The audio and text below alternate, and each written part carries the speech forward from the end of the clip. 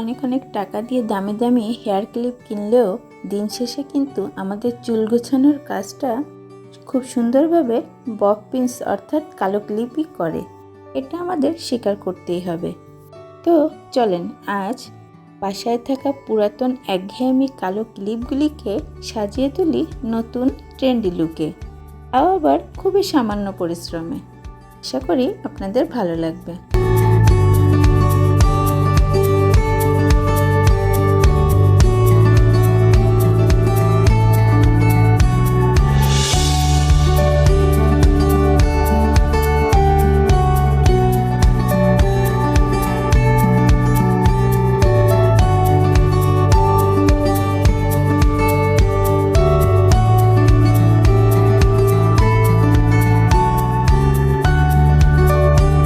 অনেক অনেক টাকা দিয়ে দামি দামি হেয়ার ক্লিপ কিনলেও